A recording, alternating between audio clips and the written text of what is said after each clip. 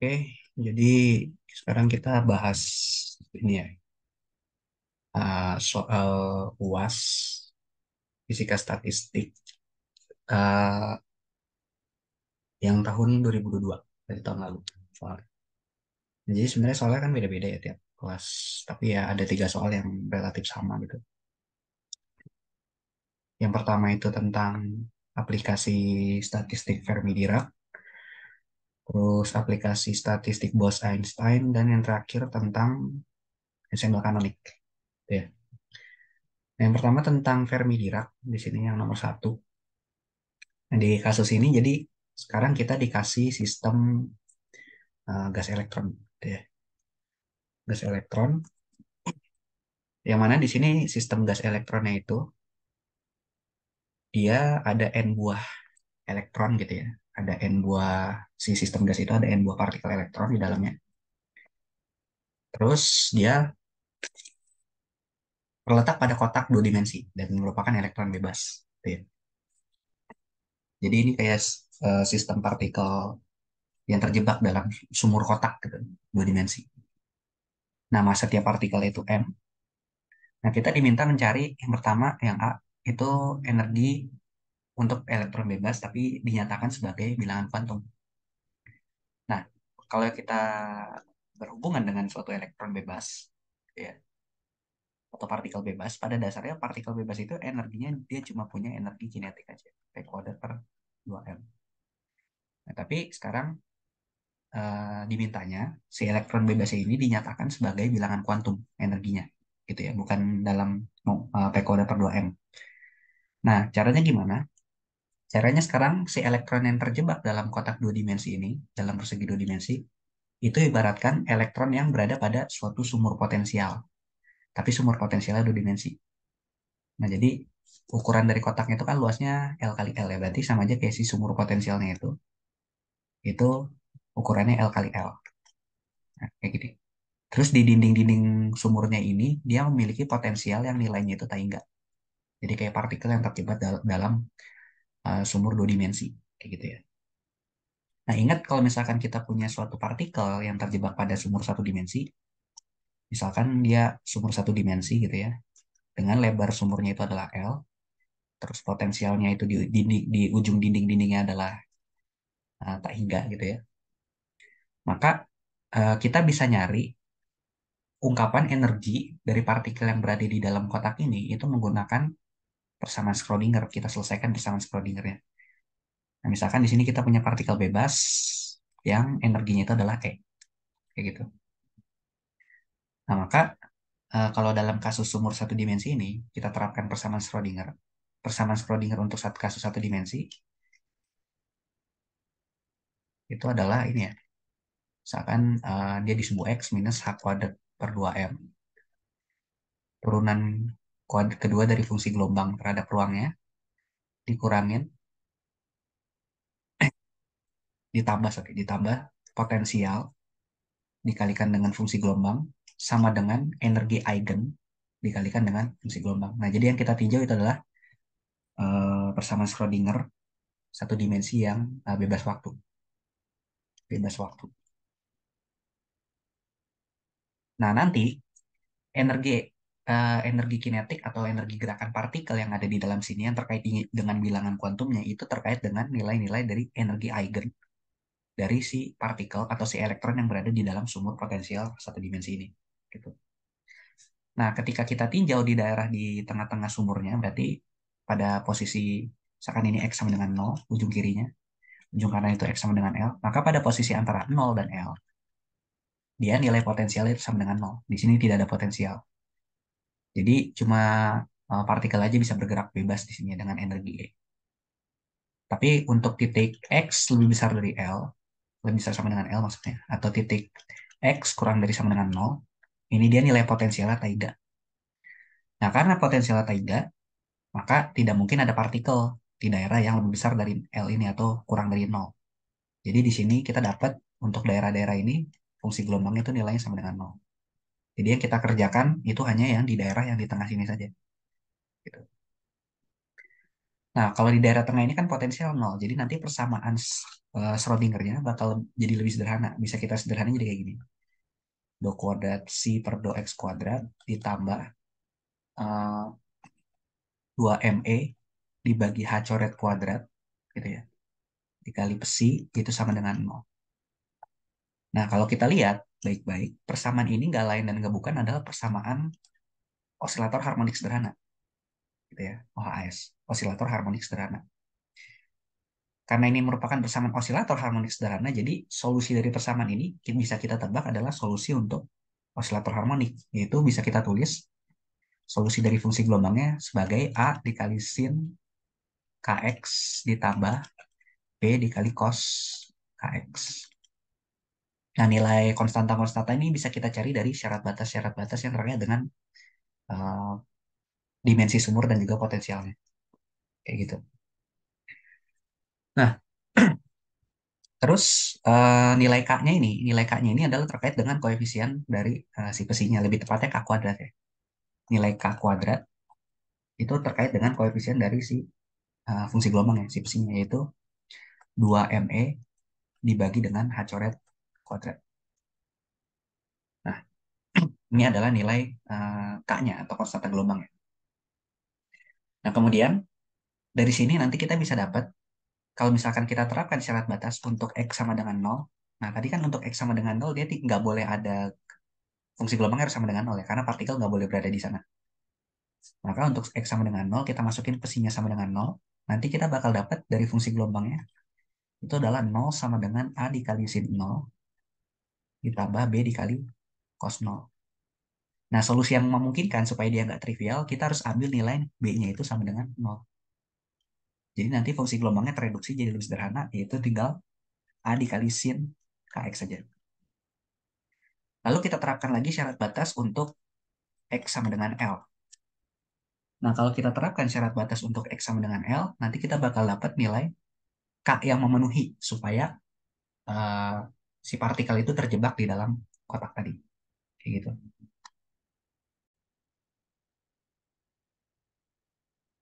Oke, nah untuk X sama dengan L, syarat batasnya, berarti nanti kita bakal peroleh uh, ketika kita substitusi gitu ya. Kan si fungsi gelombangnya juga sama dengan nol ya. Pesinya juga sama dengan nol. Nanti kita bakal dapat nol sama dengan A dikali sin KL. Atau sin KL nilainya adalah sama dengan sin kelipatan bilangan bulat dari pi. Dengan pi n-nya itu adalah bilangan bulat yang nilai dari 1, 2, 3 dan seterusnya. Gitu ya. Nah, kenapa n-nya mulai dari 1? Karena nanti ini n-nya itu terkait dengan tingkatan energi dari si partikel yang berada di dalam sumur potensial ini. N-nya itu nggak boleh sama dengan nol, artinya pada kondisi ground state atau energi terendah, si partikel itu dia masih punya energi, masih bergerak di dalamnya. Jadi makanya n-nya itu kita mulai nilainya dari sama dengan 1. Jadi pada ground state, si elektron itu masih punya energi. Gitu. Kita asumsikan demikian. Nah, dari sini nanti kita bakal dapat hubungan antara si K bilangan gelombangnya tadi dengan syarat supaya dia bisa terjadi gerakan partikel yang ada di dalam kotak ini. Gitu. Itu nanti kita bakal dapat K dikali L nilai sama dengan N dikali P. Nah, ini kalau kita lihat KL sama dengan NP ini mirip-mirip sama kasus di gelombang stasioner pada tali gitu. Nah, jadi partikel yang bergerak di dalam sumber potensial kotak ini itu ibarat kata mirip-mirip sama eh, resonansi dari gelombang stasioner. Untuk N sama dengan 1 dia berarti pada gelombang stasioner yang harmoni terendah gitu ya atau ground state-nya. Nanti untuk N sama dengan 2 dia harmoninya naik gitu tingkatannya dan seterusnya. Nah, dari sini nanti kita dapat bahwa K-nya itu nilainya sama dengan N P per L. Kayak gini. Ini untuk kasus satu dimensi. Nah, biasanya untuk kasus yang lebih umum dalam kasus katakanlah dua dimensi dan tiga dimensi gitu ya. Nilai K-nya ini terkait dengan sumurnya itu berada pada dimensi keberapa. Kayak contoh misalkan di sini sumber potensialnya kita kita terletak pada bidang XY ya, pada bidang XY. Jadi kan kalau misalkan sumber potensial kotaknya itu dalam dua dimensi dan dia terletak pada bidang XY, maka nanti bilangan gelombang yang kita punya itu ada dua, yaitu Kx yang menyatakan si gerakan partikel pada sumbu X, mx pi per L gitu ya. Dan juga nanti bakal kita dapat Ky, ny pi per L. Nah, Ky ini menyatakan gerakan si partikel di sepanjang sumbu Y. Jadi nanti energi eigennya itu merupakan kombinasi dari nx dan ny. Jadi dia kombinasi dari gerakan partikel di sumbu X dan di sumbu Y. Kayak gitu. Nah, jadi kalau kita substitusi, tadi kan kita dapat hubungan bahwa K kuadrat itu terkait dengan 2ME dibagi dengan eh, apa tadi? Dibagi dengan H coret kuadrat. Nah, Kx dan Ky ini terkait dengan momentum dari si partikelnya pada sumbu X dan pada sumbu Y. Jadi kalau misalkan ingat, momentum itu kan merupakan besaran vektor ya. Kalau kita punya Px kuadrat ditambah Py kuadrat, itu nanti kita bakal dapat P kuadrat, yang mana P kuadrat ini merupakan resultan dari momentumnya. Gitu. Magnitudo dari momentumnya dikuadratkan. Nah, dengan cara yang sama, si K kuadrat ini bisa kita ekspansi juga sebagai Kx kuadrat ditambah dengan Ky kuadrat. Nah, kalau begitu, nanti kalau kita substitusi ke persamaan energi ini, kita bakal dapat ekspresi untuk energi eigennya yaitu 2ME dibagi H coret kuadrat, itu nilainya sama dengan NX kuadrat Pi kuadrat per L kuadrat ditambah NY kuadrat Pi kuadrat dibagi L kuadrat. Seperti ini. Jadi nanti energi si partikelnya dalam bentuk bilangan kuantum gitu ya. Itu bisa kita nyatakan sebagai H coret kuadrat H coret kuadrat dikali pi kuadrat dibagi 2m L kuadrat dikali dengan nx kuadrat ditambah dengan ny kuadrat. Nah, ini energi kinetik dari partikel atau elektron yang bergerak di dalam kotak persegi dua dimensi ini di bidang XY. Kalau misalkan dinyatakan sebagai M, luas kotak dan juga bilangan kuantumnya. Nah, di sini kan luas kotaknya itu L dikali L ya, atau sama dengan L kuadrat ini. Jadi kalau kita tuliskan dalam luasnya, maka energi eigennya atau energi kinetik dia di dalam kotak tadi adalah H coret kuadrat Pi kuadrat per 2M A dikali NX kuadrat ditambah NY kuadrat. Seperti ini. Nah, ini energi dari si elektron tadi. Elektron bebas di dalam sumur kotak dua dimensinya. Oke, jadi itu tadi buat tentang nyari ini ya, energi kinetik dinyatakan sebagai bilangan kuantum. Nah, sekarang yang B-nya itu pakailah soal yang A gitu ya, jawaban di A. Untuk menurunkan rapat keadaan energi, terus buatlah grafik dari GE atau rapat keadaan energi tadi. Nah, jadi rapat keadaan energi itu bisa kita turunkan dari ini. Bisa kita turunkan dari jumlah keadaan. Nah, jumlah keadaan yang mungkin gitu. Misalkan kita kasih nama GPDP. Nah, ini adalah kita mencari jumlah keadaan yang mungkin pada interval P, P itu momentum ya, pada partikel yang memiliki momentum P sampai momentum yang memiliki partikel yang memiliki momentum P plus dP. Kayak gitu. Jadi GPdP itu tadi adalah jumlah partikel, jumlah keadaan dari partikel yang memiliki momentum P sampai P plus dP. GPdP. Nah, jumlah keadaan GPdP ini bisa didefinisikan menggunakan ini eh, apa volume pada ruang fasa yang diisi oleh partikel-partikel yang ada kayak gitu. Nah, volume ruang fasa yang diisi oleh partikel-partikel yang jumlah keadaannya itu didefinisikan pakai volume ruang fasa gitu ya. Yang diisi oleh partikel-partikel yang ada dibagi dengan H pangkat 3. Tapi ingat, karena di sini yang kita bahas itu adalah elektron gitu ya. Elektron bebas gitu. Sebuah elektron bebas yang mana sebuah elektron bebas itu kan dia merupakan fermion. Jadi jumlah keadaannya yang di gamma ini volume ruang fasa dibagi H pangkat 3 itu dikalikan dengan pengali 2. Kenapa dikalikan dengan pengali 2? Karena pada dasarnya fermion itu kan dia punya dua kemungkinan keadaan. Dia si fermion itu kan spinnya bisa spin up gitu ya, plus setengah gitu. Atau misalkan spinnya juga bisa spin down, minus setengah gitu ya. Jadi fermion punya dua kemungkinan spin, bisa spin up atau spin down. Yang mana si elektron ini fermion, jadi makanya jumlah keadaannya dikali 2 gitu. Karena untuk mengakomodir keadaan spin up dan spin down ini. Terus si volume di ruang fasa itu sendiri bisa kita pecah menjadi volume di ruang real berarti dx dy dz dikalikan dengan volume pada ruang momentum dpx, dpy dan juga dpz kayak gini. Nah, karena yang kita tinjau itu adalah elektron bebas, maka eh, volume pada ruang fasanya ini bisa kita tuliskan sebagai V gitu ya. Jadi dx dy dz kita ganti dengan V, yang mana V ini adalah volume pada ruang real dikalikan dengan volume pada ruang momentum ya, yaitu dpx, dpy, dan juga dpz. Nah, ini kalau kita ingin mencari jumlah keadaan, tapi pada kasus di mana si elektron itu terjebak dalam ruang tiga dimensi. Gitu. Jadi dia punya ruang realnya tiga dimensi, komponen momentumnya juga tiga dimensi. Gitu ya. Ada dpx, ada dpy, ada dpz. Maka nanti volume ruang fase bisa kita nyatakan sebagai kayak gini. Nah, kalau di kasus yang kita kerjakan, di soal yang ini, kan kita elektron itu terjebaknya dalam kotak dua dimensi ya. Jadi ini permasalahannya permasalahan dua dimensi. Jadi nanti untuk kasus dua dimensi, si GPDP-nya itu kita reduksi. Jadi 2 kali D gamma dibagi H kuadrat.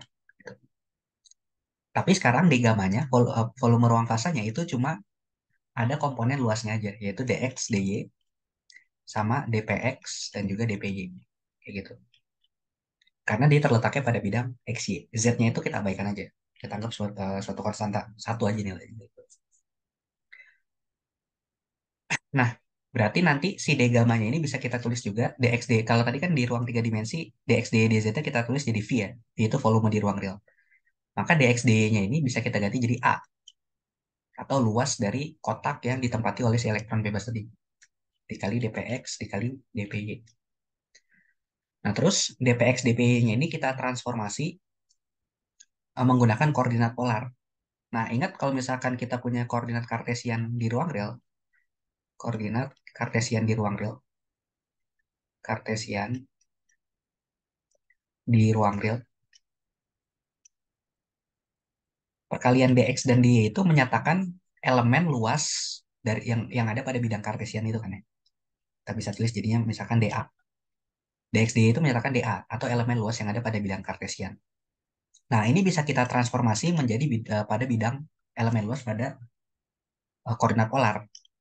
Kalau kita transformasi jadi koordinat polar, maka dA-nya itu berubah jadi ini RdR d theta kayak gitu. Ini kalau misalkan koordinat kartesiannya pada ruang real. Gitu. Jadi dA-nya itu elemen luasnya adalah dx dy. Nah, sekarang kalau pada ruang momentum gimana? Kalau pada ruang momentum kan kita punya d sigma misal. D sigma ini adalah elemen luas pada ruang momentum. Pada ruang momentum. Nah, yang mana d sigma ini adalah tadi ya, yang dpx dan dpy. Maka kalau yang dpx dpy ini kan dinyatakannya pada ruang momentum dalam koordinat kartesian. Nah, sekarang kalau kita transformasi pada ruang momentum dalam koordinat, misalkan koordinat polar, ini bisa kita tulis jadi kayak gini. Jadi P, dP, d theta. Yang mana P ini adalah amplitudo dari momentum, bukan amplitudo, apa sih namanya? Resultan dari momentum. Resultan momentum. Nah, kalau kayak gitu nanti, maka si jumlah keadaannya, si GPDP-nya tadi, GPDP-nya itu bisa kita tulis sebagai 2 dikali A dikali P dP d theta dibagi sama H kuadrat. Nah, ini tapi sekarang kita integralkan untuk seluruh kemungkinan sudut yang ada pada koordinat polar, yaitu dari 0 sampai 2pi. Kalau kita integralkan dari 0 sampai 2pi, nanti kita dapat GPDP-nya itu adalah 4pi per H kuadrat dikali A, P, dP. Kayak gini. Nah, ini kita dapat GPdP itu adalah jumlah keadaan si elektron bebas tadi pada interval momentum P sampai P plus dP. Nah, sekarang di soalnya itu dimintanya kita mencari jumlah keadaan itu bukan dalam interval momentum, tapi dalam interval energi, dalam E. Nah, apa hubungannya antara momentum dengan energi? Hubungan antara momentum dengan energi itu diberikan pakai ya tadi energi kinetik, yaitu E sama dengan P kuadrat dibagi 2M. Nah, dari sini kalau kita turunkan kedua ruasnya gitu ya, pakai turunan diferensial total, nanti kita dapat dE sama dengan P per M dP. Nah, atau dE, sorry, bukan dE, eh, M dibagi 2ME di akar gitu ya, dikali dE itu sama dengan dP. Jadi nanti dari sini, kalau kita substitusi, apa sih namanya,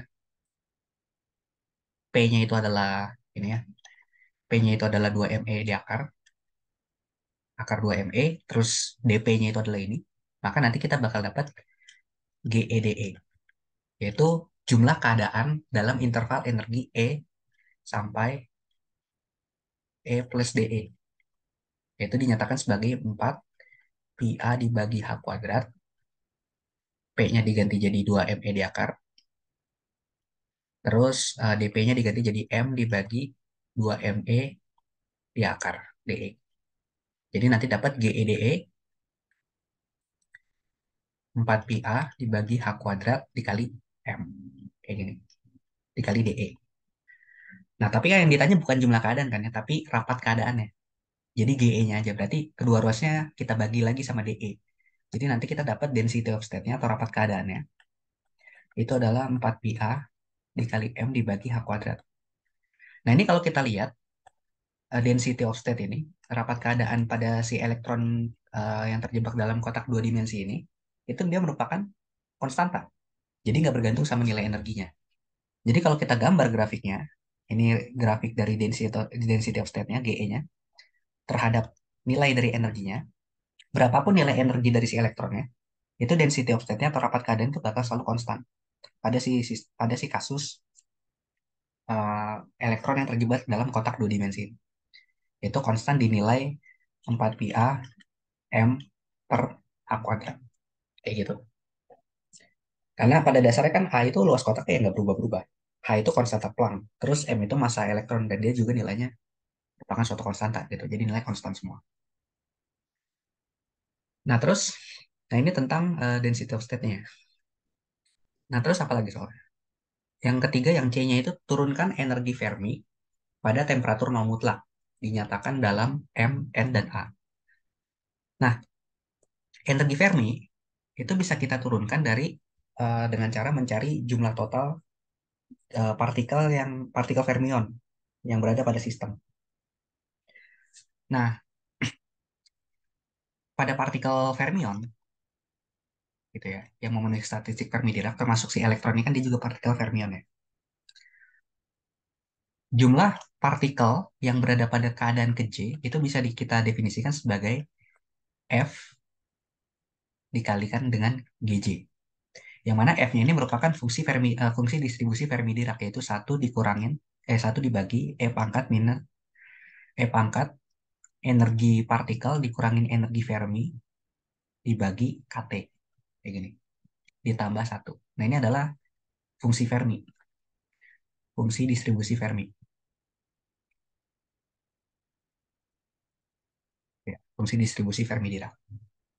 Sementara GJ-nya ini adalah menyatakan tadi, apa sih namanya? Jumlah keadaan ke J-nya. Gitu. Tapi kalau pernyataan kayak gini, ini biasanya jumlah keadaan itu merupakan jumlah keadaan yang sifatnya diskrit. Nah, kalau jumlah keadaannya sifatnya kontinu, kayak yang tadi udah kita turunin, kayak gimana? Maka si jumlah partikel yang mengisi keadaan ke J-nya itu kita ganti jadi NE, DE. Jadi sama aja kayak jumlah partikel yang berada pada interval energi E sampai E plus DE. Kayak gitu. Nah, jumlah partikel yang mengisi keadaan energi E sampai E plus DE itu bisa kita tuliskan sebagai ini, fungsi Fermi Dirac dikalikan dengan GE DE. kayak gitu. Nah, GEDE-nya tadi yang sudah kita turunkan, yang udah diturunin tadi. Nah, tadi kita dapat GEDE-nya itu kan 4 pi AM per H kuadrat DE. Berarti ntar jumlah keadaan totalnya, NEDE-nya, itu nilainya sama dengan 4 pi AM per H kuadrat, gitu ya, dikali 1 per E pangkat EF, bukan EF, sorry. E pangkat, atau eh, E pangkat E dikurangin EF ya. E pangkat E dikurangin EF,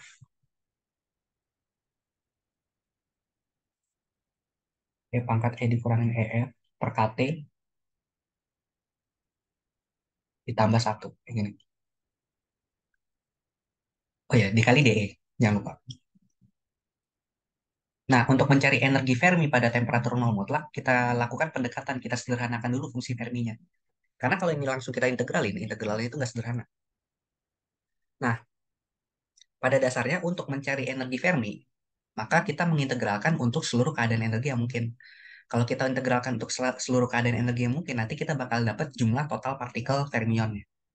Jadi jumlah total partikel fermion itu adalah integral untuk seluruh keadaan energi yang mungkin. Berarti dari energinya nol sampai energi Taiga. Dari NEDE. NEDE kan tadi jumlah partikel pada keadaan energi ke E gitu kan. Nah, tapi biasanya untuk kasus fermion, integralnya dipecah. Jadi kita integralkan dari nol sampai energi ferminya dulu, NEDE. Baru nanti kita integralkan lagi dari energi Fermi untuk energi yang lebih besar daripada energi Ferminya. Gitu.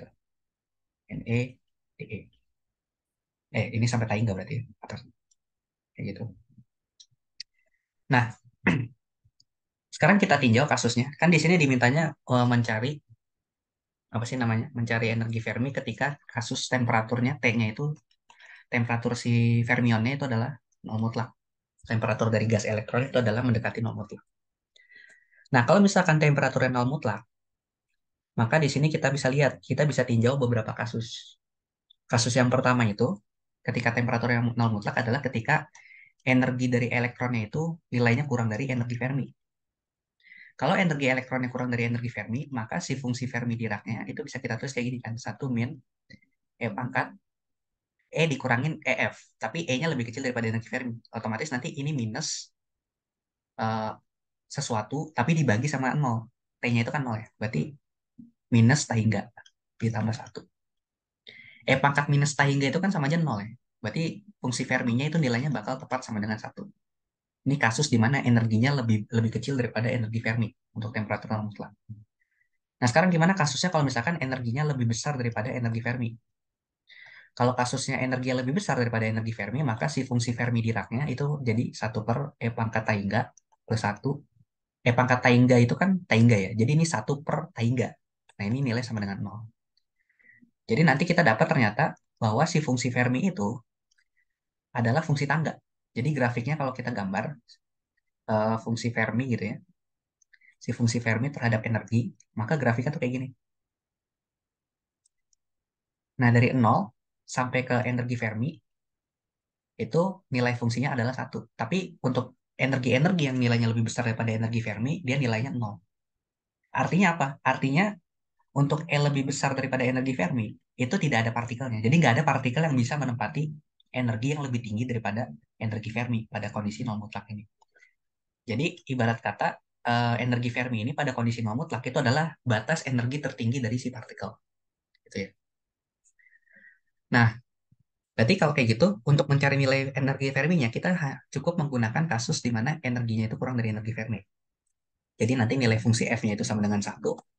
Jadi integral ini, oh ya, yang suku sebelah kanan, ini kan mengandung integral untuk energi yang lebih besar dari energi Fermi. Otomatis nanti nilai integralnya itu sama dengan nol. Karena kenapa fungsi Ferminya nol, gitu ya. Tadi kita udah turunkan F-nya nilainya nol. Tapi kalau integral yang sebelah kiri, dia ada nilainya. Karena kenapa? Nilai F-nya itu sama dengan satu. Jadi nanti NEDE-nya bisa kita tuliskan sebagai ini aja. Integral dari nol sampai energi Fermi. NEDE itu kan ini, 4 pi AM per H kuadrat, satu per bla bla bla. Satu per bla bla ini kan fungsi Ferminya ya. Tapi karena dia nilainya sama dengan satu nih yang belakangnya, berarti tinggal sisa 4 AM per H kuadrat DE. Kayak gitu. Jadi kita tinggal ngitung integral yang ini aja. Dan ini integralnya sederhana. Nah ini kan dia integralnya nggak bergantung sama energi. Jadi otomatis langsung dapat bahwa nilai N itu sama dengan nilai N itu sama dengan integral dari 0 sampai EF 4 pi AM per H kuadrat DE. Berarti nanti kalau kita integralin terhadap E ya jadinya N sama dengan 4 pi AM per H kuadrat dikali EF, energi Fermi. Nah dari sini kita dapat energi Fermi untuk temperatur nol mutlak, yaitu adalah N jumlah partikel dikali H kuadrat dibagi 4 pi AM. Kayak gini.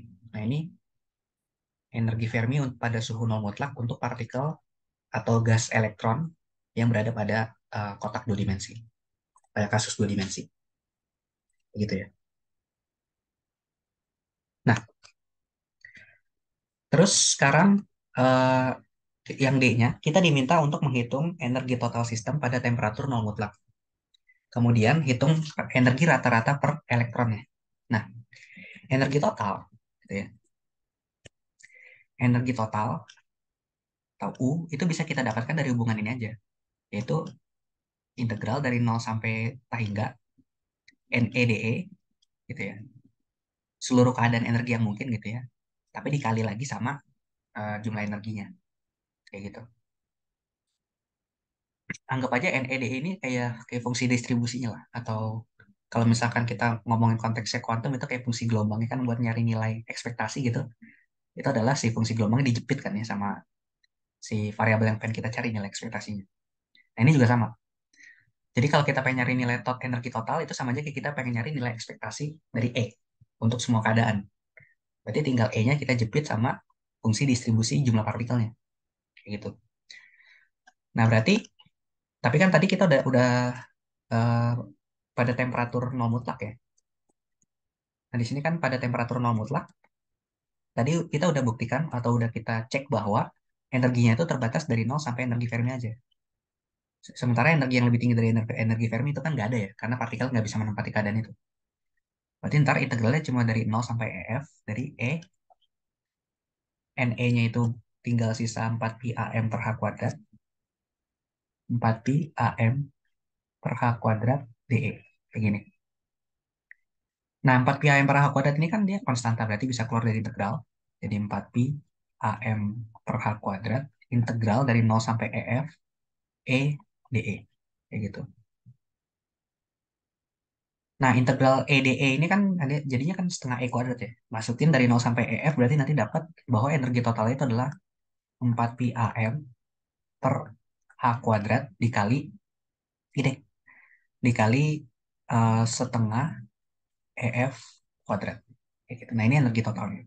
Atau kalau disederhanain, 4-nya dikali setengah jadi U-nya itu sama dengan 2 pi AM per H kuadrat EF kuadrat. Nah, ini energi totalnya kalau dinyatakan sebagai energi Fermi. Kayak gitu. Nah, tapi tadi kita juga diminta bahwa kita juga diminta untuk nyari ini ya kan ya. Kita juga diminta nyari untuk ngitung energi rata-rata per elektron. Nah, energi rata-rata, kalau ini kan energi total. Kalau energi rata-rata, rata-rata, ya, itu bisa kita cari dengan apa? Ya udah, energi rata-rata itu adalah energi total yang dibagi dengan jumlah total elektron yang ada berapa. Nah, energi rata-rata tadi kan kita udah ngitung nilainya segini. Sementara jumlah total elektron kita udah ngitung tadi adalah segini. Tuh ya. Berarti nanti kita dapat energi rata-ratanya itu adalah 2 pi AM per H coret kuadrat dikali EF kuadrat dibagi sama ini. Energi rata-ratanya apa? Jumlah partikelnya adalah 4 pi AM per H kuadrat EF. Oh, ini bukan H coret ya. H biasa. Konstanta Planck biasa, bukan H coret. Nah, berarti nanti energi rata-ratanya itu adalah setengah dari energi Fermi ya. Kayak gitu. Jadi eh, atau kalau misalkan pengen kita substitusi gitu ya, kita nyatakan energi total itu sebagai jumlah partikel dan massa juga bisa ya, tinggal masukin aja EF ya ke sini, nanti dapat gitu ya. Nah, ini energi total sebagai dinyatakan sebagai energi Fermi dengan nilai energi Fermi ya tadi segini. gitu ya, untuk kasus yang dua dimensi. Dan energi rata-rata ini energi total. Nah, kemudian apa lagi pertanyaannya? Ungkapkan GE dalam energi Fermi dan pakailah untuk menyelesaikan persamaan integral bagi partikel M pada sembarang suhu T berikut ini untuk mendapatkan ungkapan bagi potensial kimia mu sebagai fungsi T. Nah, sekarang kan kita diminta untuk mendapatkan ungkapan GE gitu ya, si energi apa GE tadi atau rapat keadaan tadi, tapi kita nyatakan sebagai energi Fermi. Nah, terus diminta untuk menyelesaikan persamaan integral bagi banyak partikel n pada sembarang suhu T berikut ini. Nah, untuk mendapatkan ungkapan potensial kimia mu sebagai fungsi T. Nah, pada dasarnya gitu ya. Pada dasarnya sebenarnya potensial kimia pada sistem fermion, mu pada sistem fermion, pada fermion itu sama aja kayak energi ferminya. Jadi kalau kita pengen nyari ungkapan potensial kimia pada suhu sembarang kayak gitu ya. Itu sama aja kayak kita nyari energi Fermi tapi pada suhu sembarang bukan pada suhu nol mutlak. Kayak gitu. Nah, cara nyarinya gimana? Pertama, si GE-nya itu, si GE-nya itu kita nyatakan dulu sebagai energi Fermi. Tadi kita udah dapat GE-nya itu apa? GE-nya itu kita udah dapat 4 pi AM per H kuadrat kan ya. Terus tadi kita udah dapat juga bahwa energi Ferminya itu NH kuadrat per 4 pi AM. Berarti bisa kita tulis ulang 4 pi AM per H kuadrat gitu ya. Itu adalah N dibagi dengan energi Fermi. Ya enggak? Pi AM per H kuadrat. Nah, jadi ternyata si GE-nya, density of state-nya tadi, itu kalau dinyatakan sebagai energi Fermi adalah N dibagi energi Fermi. Kayak gitu. Nah, N itu jumlah partikelnya.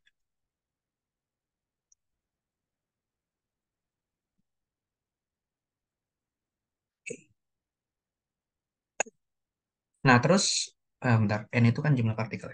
N itu jumlah partikel, ya, tadi bisa kita nyatakan sebagai kayak gini ya. Eh, 4 pi AM per H kuadrat sama dengan N per EF. Jadi GE-nya itu dinyatakan sebagai energi Fermi. Perbandingan antara jumlah partikel dengan energi Ferminya. Mana tadi G?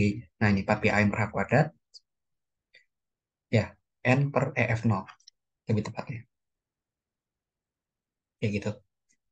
Jadi nanti kita bisa dapat bahwa si apa sih namanya si GE-nya kalau kita nyatakan sebagai apa? Kita nyatakan sebagai energi Fermi pada temperatur nol mutlak itu adalah N per EF 0. Kayak gini. N per EF 0.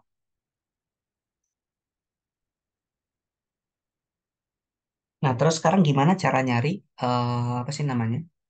Cara nyari ungkapan untuk eh, partikel pada suhu yang lebih tinggi daripada temperatur Ferminya atau pada energi yang lebih tinggi daripada energi Ferminya. Maksudnya yang lebih tinggi ketika temperaturnya itu bukan nol mutlak, tapi di atas nol mutlak. Nah, kalau misalkan temperaturnya di atas nol mutlak, T-nya di atas nol mutlak, kayak gini ya, temperaturnya di atas nol mutlak, maka nanti kita bisa cari NEDE-nya atau jumlah partikel yang memenuhi keadaan energi E itu adalah ini, pakai fungsi Fermi Dirac dikalikan dengan GE DE. Tapi GE DE-nya kita nyatakan sebagai N dibagi energi Fermi pada keadaan nol mutlak. Jadi nanti NEDE-nya itu berubah jadi uh, N dibagi EF 0, itu ya, energi Fermi pada nol mutlak, dikali 1 per E pangkat E min EF per KT plus 1 DE. Nah, kayak gini. Nah, ini kita integralkan. Integralnya untuk, tapi sekarang integralnya nggak terbatas dari nol sampai energi Fermi aja, tapi integralnya dari untuk seluruh keadaan energi. Nah, berarti dari nol sampai tak hingga. Gitu. Kalau untuk seluruh keadaan energi, nanti bakal memberikan jumlah total partikelnya untuk banyak partikel di seluruh keadaan energinya. Bukan cuma sampai energi Fermi aja. Gitu. Nah, tadi di soalnya kita dikasih petunjuk ya. Dikasih petunjuk bahwa integral 1 per E pangkat X plus 1 dx itu adalah ini. Minus ln 1 plus E pangkat minus X plus 1. Kita dikasih petunjuk bahwa integral dari 0 sampai tai enggak, 1 per, bukan dari 0 sampai tai enggak ada batasnya ya. Nggak ada batas bawah sama batas atasnya. Integral dari 1 per E pangkat X plus 1 itu adalah minus ln 1 plus E pangkat minus X plus C. Kayak gini. Ya nggak? Coba kita lihat lagi. Ya bener ya. Nah terus kita gunakan ini buat menyelesaikan integral ini. Cuma variabelnya kita ini dulu. Kita apa sih namanya? Kita modif sedikit. Nah ini yang apa sih namanya? Yang E pangkat X plus 1 gitu ya. Itu kita ganti sama ini. Jadi kita misalin X-nya itu adalah E dikurangin EF per KT. Nah ini kalau kita turunin X-nya, dx itu sama dengan DE per KT. Nah, EF itu kan konstan ya. Jadi dia jadi 0. Maka nanti integralnya itu ya bakal berubah. Jadi nanti si integralnya, N-nya itu bakal berubah dari tadinya dari 0 sampai tai enggak. Untuk N per EF 0, 1 per E pangkat E min EF per KT plus 1 DE gitu ya. Nah, sekarang berubah jadi integral dari 0 sampai tai enggak. N per EF 0. Terus ini jadi 1 per E pangkat X plus 1. Sementara DE-nya jadi KT DX. Gitu ya. Oke. Nah ini kalau kita integralkan gitu ya. Nah, tapi batas integralnya jangan dimasukin dulu deh. Misalkan. Batas integralnya jangan dimasukin dulu. Nah ini kalau kita integralkan kita bisa pakai identitas yang tadi. Yang udah dikasih di soal. Nah ini kalau diintegralkan jadi hasil integralnya N-nya itu sama dengan N per EF 0 dikali KT gitu ya. Dikali tadi hasil integral apa? Minus ln 1 plus E pangkat minus X plus C. Kayak gini. Nah, plus C ini bisa hilang kalau misalkan kita masukin batas integralnya. Kalau kita masukin batas integralnya, gitu ya. Kita masukin batas integralnya. Nah, batas integralnya kan tadi dari 0 sampai tai enggak ya. Batas integral dari 0 sampai tai enggak itu kita tulis saja berarti dari 0 sampai tai enggak. Kayak gini. Nah, ketika X-nya sama dengan 0, bentar. X-nya, itu kan batas integral untuk E tadi ya, dari 0 sampai tai enggak. Nah, tapi bisa diterapkan ke sini juga sih. Ketika X-nya sama dengan 0, ketika E-nya sama dengan 0, maka nanti nilai X-nya itu sama dengan minus EF per KT. Kayak gitu. Berarti ini batas integral dari minus EF per KT sampai ketika E-nya tai enggak. Ketika E-nya tai enggak, maka X-nya juga tai enggak. Kayak gitu ya. Berarti nanti N-nya itu bakal jadi kayak gini. Jadi N per EF dikali KT. Gitu ya. Nah ini jadi kalau misalkan dimasukin X-nya tai enggak, itu kan jadi E pangkat minus tai enggak ya. E pangkat minus tai enggak itu kan 0. Jadi ln 1. Ln 1 itu 0. Jadi minus ln 0. Minus ln 1. Minus 0 gitu ya. Tapi kalau dimasukin X-nya itu adalah ini, maka ntar jadi kita dapat positif ln 1 plus E pangkat EF per AT. Kayak gini. Kayak gitu kurang lebih. Jadi nanti kita dapat bahwa energi Ferminya, ungkapan energi Ferminya secara umum gitu ya. Itu adalah KT ln ini. 1 plus E pangkat EF per KT. Kayak gitu. Nah ini tadi yang diminta apa? Nah ini potensial kimia. Atau ya sama aja kayak energi Fermi, tapi untuk temperatur yang lebih tinggi daripada nol mutlak gitu ya. Jadi untuk temperatur berapapun kita bisa nyari nanti ternyata potensial kimianya yang memenuhi persamaan ini. Tapi kalau kita lihat ini persamaannya persamaan ini ya. Persamaan apa? Persamaan parametrik. Nah karena dia persamaan parametrik sebenarnya kayaknya bisa dipecah juga ya. Ini kan f nol ya. F0. Bisa dipecah juga menggunakan deret pangkat harusnya. Kalau dipecah menggunakan deret pangkat,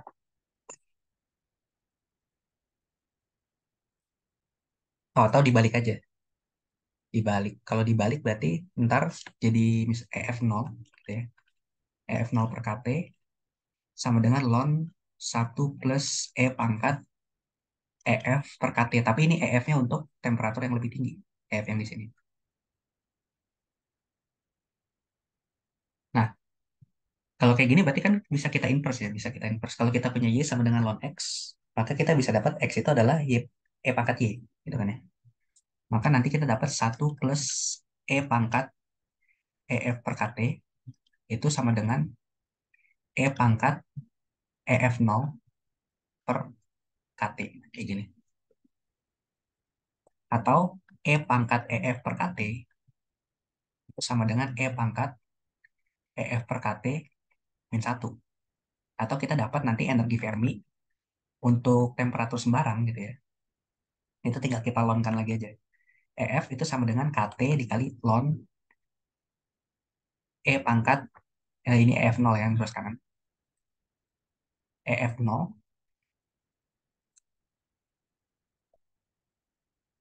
yang di ruas kanan itu EF0 atau energi Fermi ketika nol mutlak. Oke. EF0 per KT min 1. Nah, kayak gini. Nah, sebenarnya ini bisa dipecah jadi deret pangkat. Jadi ntar kita bakal dapat energi Fermi, tapi sebagai deret pangkat dari ini, sebagai deret pangkat dari energi Fermi ketika dia suhunya pada nol mutlak. Jadi ntar ada ekspansi deret yang menggambarkan energi Fermi pada temperatur yang lebih tinggi sebagai perkalian temperatur atau suku-suku deret dari energi Fermi pada nol mutlak dikalikan temperatur-temperatur tertentu. Ada suku-suku temperaturnya nanti. Kayak gitu. Nah, energi Fermi yang ini, energi Fermi yang terkait pada temperatur yang lebih tinggi daripada nol mutlak ini sama dengan potensial kimia yang ada pada fermionnya. Jadi kalau ditanya berapa potensial kimia pada temperatur yang lebih tinggi dari nol mutlak, ya ini energi Fermi pada temperatur yang lebih tinggi pada nol mutlak ini. Yang ungkapan yang udah kita cari. Nah, ini sama dengan mu-nya atau potensial kimia.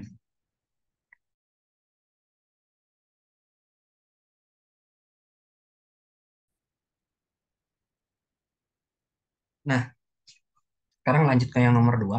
Ini tentang aplikasi Bose-Einstein ya. Kan dia mainan radiasi elektromagnet. Berarti dia mainan foton, foton itu boson. Jadi kita mainannya aplikasi BE sekarang. Nah, di sini ditanya, kalau misalkan kita sekarang punya radiasi elektromagnet dalam rongga hampa bervolume V gitu ya, temperatur keseimbangannya T, yang mana radiasi ini bisa kita anggap sebagai sistem gas foton. Nah, ditanya tuh, pada sistem gas foton ini, eh, salah, nah ya, pada sistem gas foton ini, berapa nilai potensial kimianya gas foton? Nah, kalau potensial kimia dari sistem gas foton, gitu ya, pada dasar gini, sistem-sistem pada statistik Fermi-Dirac, Bose-Einstein dan Maxwell-Boltzmann gitu ya, itu kan memenuhi pengali Lagrange yang ini, yang D ln W ditambah sama alpha DU ditambah beta DM gitu ya. Itu nilainya sama dengan nol. Kayak gitu. Nah, si pengali Lagrange ini nilainya itu harus sama dengan nol. Gitu ya. Ini alpha DU, ya pokoknya yang pengali pengali DN-nya, kayak konstanta yang dikali sama DN itu. Aku suka kebalik antara alpha dan betanya. Tapi yang jelas konstanta yang nempel sama si DN ini adalah potensial kimia. Potensial kimia.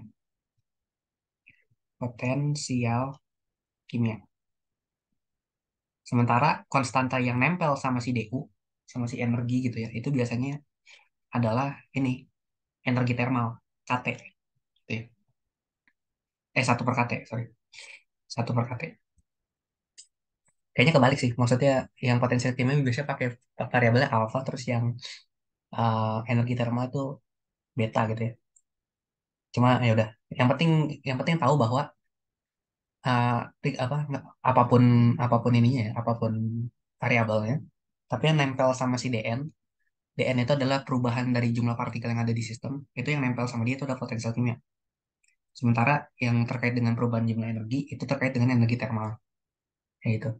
Nah, ini pengali Lagrange ini nilainya harus selalu nol. Mau pakai sistem apapun, mau sistem fermion, sistem klasik, mau sistem foton gitu ya. Ini nilai pengali Lagrange harus nol. Nah, kalau misalkan sekarang yang kita bahas itu adalah sistem boson atau gas foton gitu ya. Kalau yang kita bahas adalah gas foton. Nah, gas foton itu kan dia adalah sistem yang menggambarkan radiasi elektromagnet atau radiasi benda hitam biasanya. Nah, radiasi elektromagnet itu kayak gini. Jadi, misalkan kita punya suatu kotak, kotak ini kita kasih nama benda hitam, gitu ya, benda hitam. Nah, kalau suatu benda hitam, dia bisa mengeluarkan radiasi dalam bentuk gelombang elektromagnet. Nah, jadi nanti di dalam kotak ini itu ada banyak partikel-partikel foton gitu ya, ada banyak gelombang elektromagnet. Tapi partikel yang ada di dalam kotak ini dia bisa keluar, bisa diradiasikan oleh si kotak ini dalam dalam wujud radiasi benda hitam. Gitu. Jadi ada foton yang keluar, tapi di satu sisi yang sama, di saat yang bersamaan gitu, benda hitam itu selain bisa meradiasikan foton, dia juga bisa menyerap foton. Ada foton masuk gitu. Nah, karena ada foton yang bisa keluar dan ada foton yang bisa masuk, maka jumlah foton yang ada di dalam kotak ini jumlahnya itu nggak konstan, jumlahnya berubah-berubah.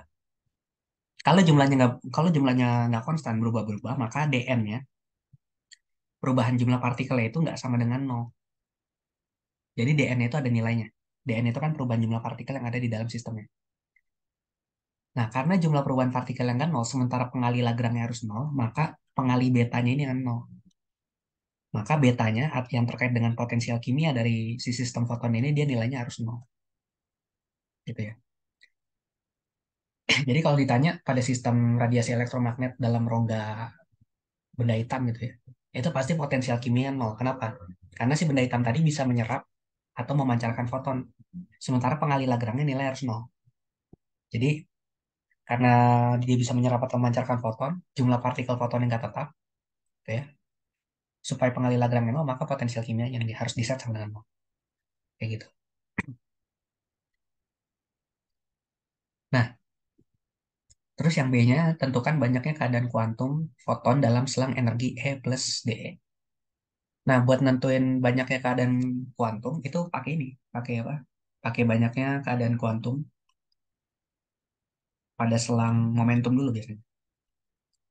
Selang momentum kalau kita punya keadaan kalau kita pengen nyari jumlah keadaan kuantum pada selang momentum P sampai P plus dp, maka jumlah keadaan partikelnya itu bisa kita tulis sebagai GPdp. Itu adalah sama kayak volume yang ditempati partikel tadi pada ruang fasa gitu ya, dibagi sama H pangkat 3. Kayak gini. Jadi kita nyarinya dari sini dulu, dari GPdp. Baru nanti eh, momentumnya kita ganti sama momentum si foton. Kayak gitu. Nah, cuma kalau misalkan yang kita bahas di sini gasnya adalah gas foton, gitu ya, bukan partikel biasa, maka si GPdP-nya ini kita kali dua.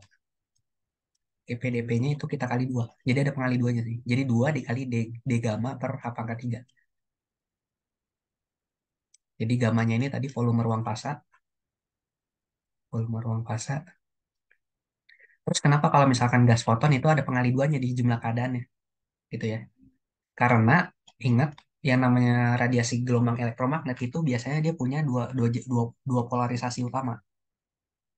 Dua polarisasi. Gelombang elektromagnet itu dia pas merambat, itu getarannya itu bisa terjadi secara transversal, transversal, sama satu lagi longitudinal.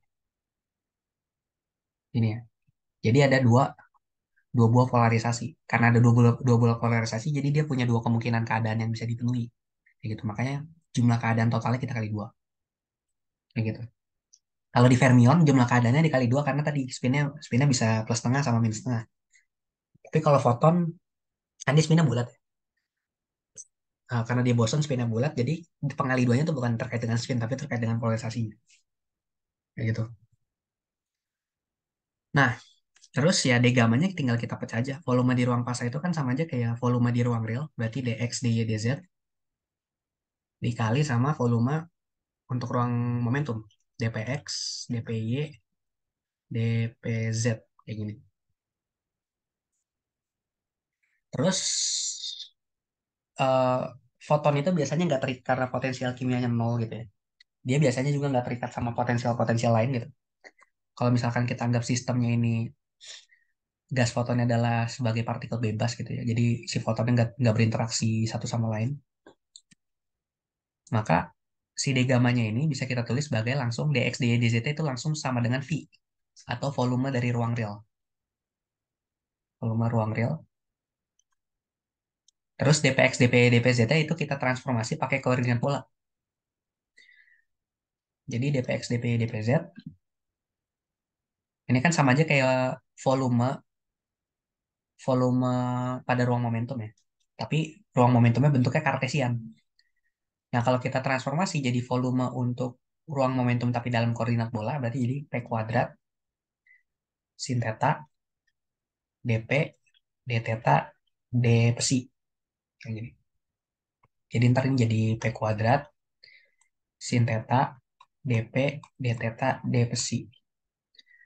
Terus kita integralkan untuk seluruh kemungkinan theta, untuk semua theta dan psi. Berarti kalau kita integralkan untuk seluruh kemungkinan theta dan psi, ini jadi kayak gini. Jadi D gamma itu sama dengan V dikali P kuadrat dP diintegralin untuk dari nol sampai pi untuk sin theta d theta. Ini untuk seluruh kemungkinan sudut tetanya. Satu lagi untuk seluruh kemungkinan sudut azimutnya dari nol sampai 2 pi d psi. Berarti ntar D gamanya bakal berubah jadi 4 4 pi dikali V gitu ya. P kuadrat dP. Kayak gini. Nah, terus jadi nanti jumlah keadaan untuk gas fotonnya dalam rentang momentum gitu ya. Itu adalah 2 dikali ini. Dikali 4 pi V P kuadrat dP dibagi H pangkat 3. Berarti ntar GP dP itu adalah 8 pi V per H pangkat 3 P kuadrat dP. Ya gini. Nah, tapi kan dimintanya itu dalam rentang energi ya, tadi di soalnya. Banyak keadaannya bukan dalam rentang momentum, tapi dalam rentang energi. Berarti ini kita transformasi ke dalam ruang energi. Caranya gimana? Kita hubungkan apa yang menghubungkan energi foton dengan momentum foton. Nah, yang menghubungkan antara energi foton dengan momentum foton itu adalah kita bisa kaitkan dengan ininya. Energi foton itu kan ini ya, H dikali frekuensi. Konstanta Planck dikali frekuensi fotonnya. Sementara momentum foton itu adalah sama kayak momentum de Broglie-nya. Berarti H dibagi lambda. Kayak gitu. Nah, sementara untuk gelombang elektromagnet, antara frekuensi dan panjang gelombang dia punya hubungan bahwa frekuensi dikali panjang gelombang itu sama dengan kecepatan cepat rambat cahaya di vakum. C. Gitu ya. Nah, berarti kalau kita substitusi energi foton itu adalah Hc per lambda. Atau H per lambda itu kan P ya. Berarti energi foton itu adalah momentum foton dikali dengan kecepatan cahayanya. Ini energi foton. Nah, sama kayak tadi kita tinggal substitusi aja. Berarti kita ganti P-nya jadi E per C. Gitu ya. Energi dibagi kecepatan cahaya. Terus dP itu adalah 1 per C dE. Nah, berarti kalau ini P sama dP-nya kita substitusi ke dalam GP dP-nya, nanti kita dapat jumlah keadaan dalam ruang energi, yaitu GEDE. Itu 8 pp dibagi H pangkat 3. P kuadratnya itu jadi E kuadrat per C kuadrat. DP-nya itu jadi 1/C DE. Jadi nanti dapat GE DE gitu ya. Itu adalah 8 pi dikali V H pangkat 3 E kuadrat per C pangkat 3 DE. Kayak gini. Nah, ini adalah jumlah keadaan untuk si foton ya dalam interval energi gitu ya. Nah, terus yang C-nya tentukan energi sistem sebagai fungsi temperatur dan volume. Oke. Nah, kalau ditanya energi sistem sebagai fungsi temperatur dan volume, gitu ya, berarti kita harus nyari energi total sistemnya. Energi total sistemnya itu pada dasarnya memenuhi ini. Kalau misalkan kita punya eh, NJ, NJ itu adalah jumlah partikel yang menepati tingkatan energi ke J, gitu ya. Untuk sistem gas foton yang mana dia adalah partikel boson, jumlah partikel yang menempati tingkat energi ke J itu bisa kita tuliskan gini, jadi GJ GJ itu tadi jumlah keadaannya dibagi E pangkat E per KT, EJ per KT min satu gitu ya. Kebalikannya sama fermion. Kalau fermion kan dia plus satu ya. Kalau dia boson dia min satu. Kayak gini. Ini kalau misalkan sistemnya tuh discrete energinya. Discrete gitu ya. Kalau misalkan dia continue, kalau dia continue, maka N-nya kita ganti jadi NEDE. NEDE itu sama dengan GEDE dibagi E pangkat epsilon per KT min satu. Nah, ini kalau sistemnya continue. Nah, ini jumlah partikel. Kalau energi total itu adalah sigma dari jumlah partikel dikalikan dengan energi per partikelnya gitu. Untuk seluruh tingkatan energi. Ini kalau sistemnya discrete. Kalau sistemnya continue, integral diganti sigmanya diganti jadi integral. Jadi 0 sampai tangga gitu ya. Itu untuk seluruh kemungkinan energinya. NE DE dikali E. Berarti ntar kalau kita pengen nyari energi total, itu sama aja kayak kita harus nyari integral dari 0 sampai tangga E dikali GE DE dibagi ini E pangkat epsilon per KT min satu. Kayak gini ya. Nah, ini untuk nyari energi total pada sistem gas foton. Nah, tadi kan GE-nya kita udah nyari ya. GE-nya kita udah cari, nilainya itu adalah ini, 8 pi V dibagi H pangkat 3 E kuadrat per C pangkat 3 DE. Berarti ntar energi totalnya adalah dari 0 sampai tangga E dikali 8 pi V per H pangkat 3 dikali epsilon kuadrat per C pangkat 3 DE per E pangkat E per KT min satu. Berarti ntar U-nya itu berubah jadi 8 PV per H pangkat 3. Dia keluar dari integral karena konstanta doang. Dikali C pangkat 3 juga. Kalau dari integral. Dari 0 sampai tangga, E pangkat 3 dibagi E pangkat epsilon per KT min satu D epsilon. Kayak gini. Nah, ini integralnya nggak sederhana. Ini integralnya integral khusus gitu ya. Integral. Dikasih nggak ya di soal itunya? Oh, nggak dikasih ya.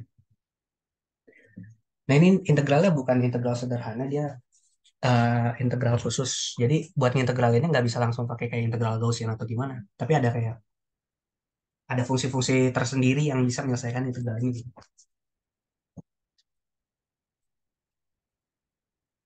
Nah, untuk integral yang ini itu hasilnya kalau nggak salah Dia pi pangkat 4 gitu. Dibagi sama 15 apa gimana ya? Bentar.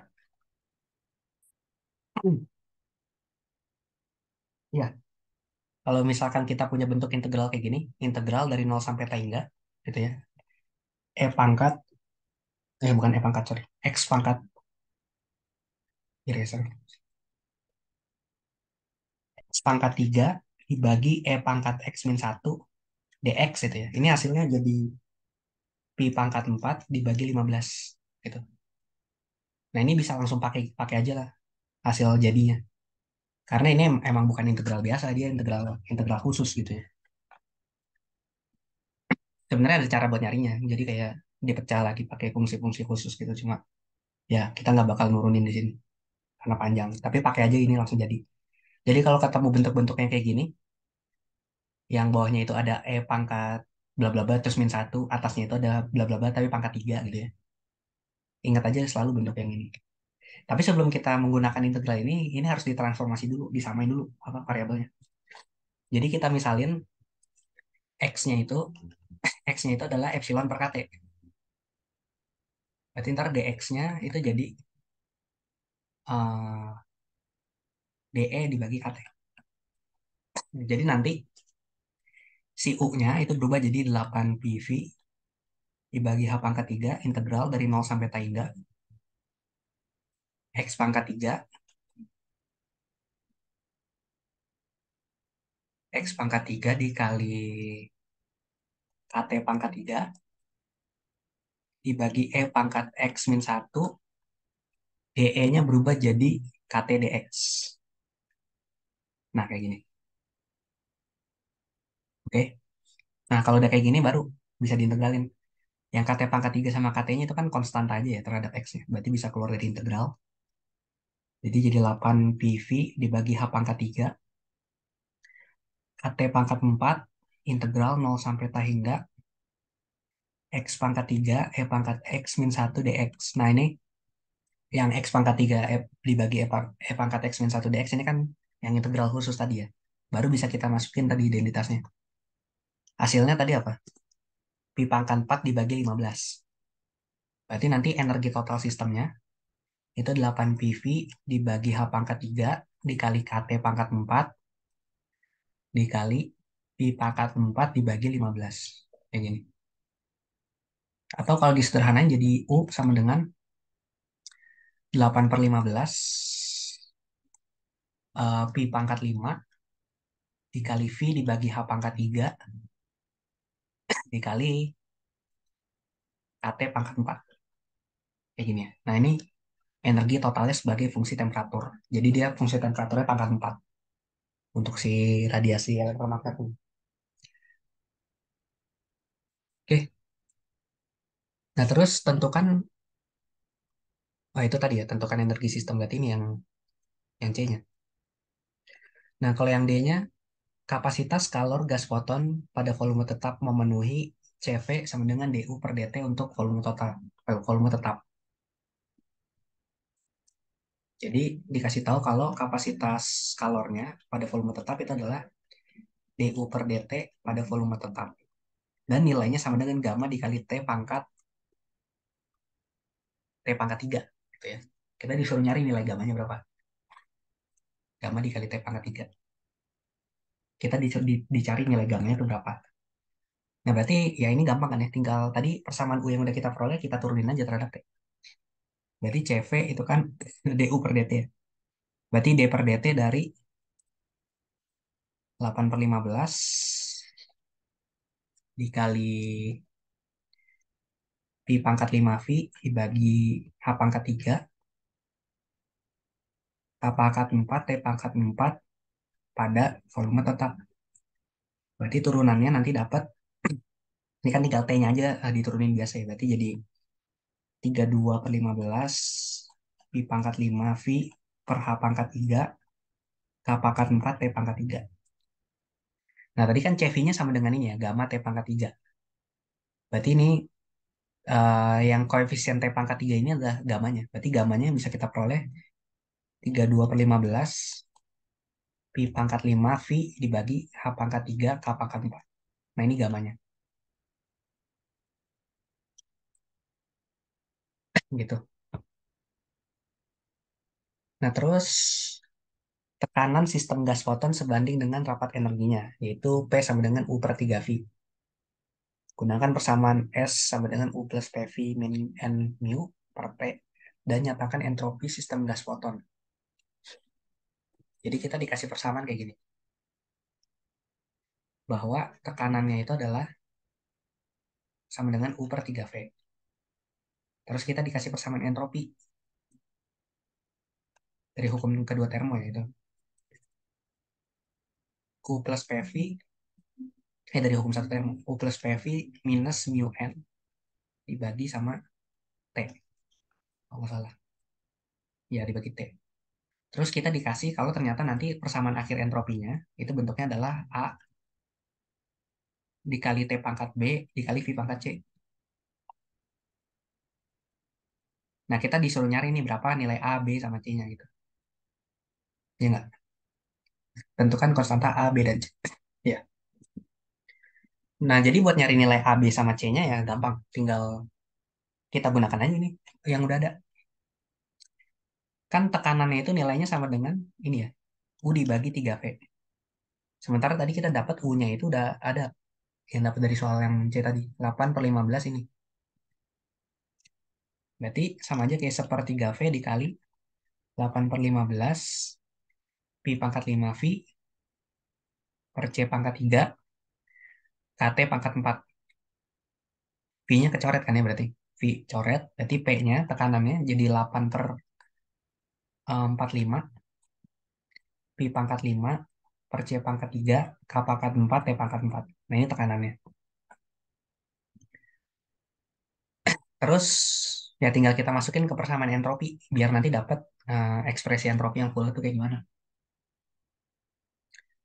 Kalau kita masukin ke persamaan entropi, kan entropinya itu U ditambah PV ya, dikurangin mu N,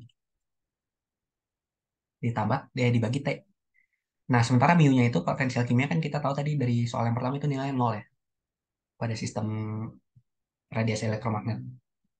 Berarti ntar S-nya tinggal sisa U plus PV dibagi T.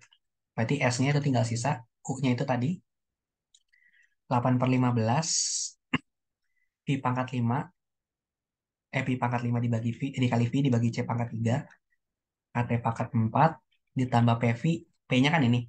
Kalau dikali V lagi berarti 8/45 Pi pangkat 5 per C pangkat 3 V KT pangkat 4 dibagi T lagi. Nah, ini 8/15 ditambah 8/45 kan jadinya 24 ditambah 8 tuh 32 ya, 32 per 45. Jadi 32 per 45 Pi pangkat 5V per C pangkat 3. Nah, ini jadi K pangkat 4 T pangkat 3. Nah, kayak gini. Nah, dari sini jadi kita dapat koefisien-koefisiennya. Jadi kalau kita lihat koefisiennya yang A itu kan konstanta depannya yang nempel sama V dat T. Berarti ini. A-nya itu 32 per 45 Pi pangkat 5 per C pangkat 3 dikali K pangkat 4. Terus B-nya itu kan pangkatnya si T ya, berarti 3. Terus C-nya itu pangkatnya si V, berarti 1. Nah, ini konstanta-konstantanya nilainya. Kayak gitu ya. Terus yang F. Dari soal E, turunkan ds per dV dan dp per dt untuk volume tetap. Dinyatakan dalam U, V, dan T. Hmm. Pertama kita cari dulu do S per do V. Gitu ya. Do S per do V dalam temperatur tetap. Berarti sama aja kayak kita nurunin ini.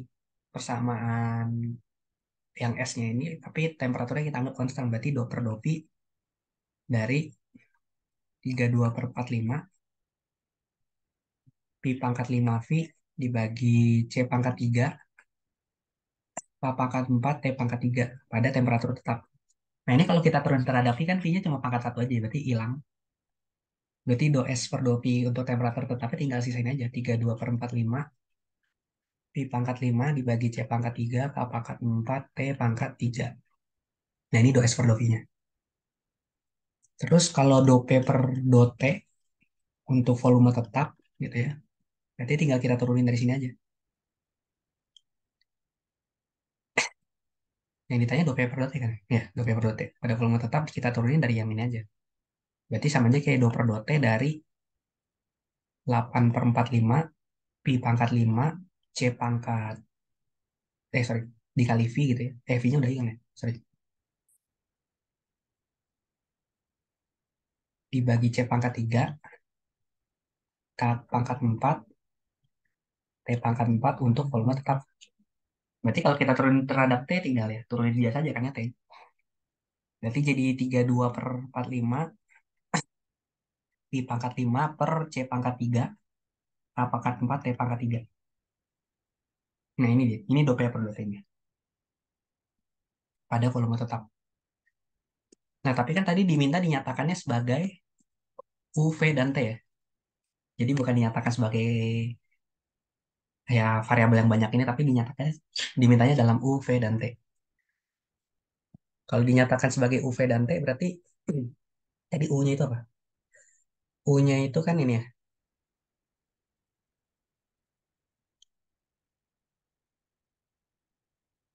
Wait, kok kayak ada yang kurang?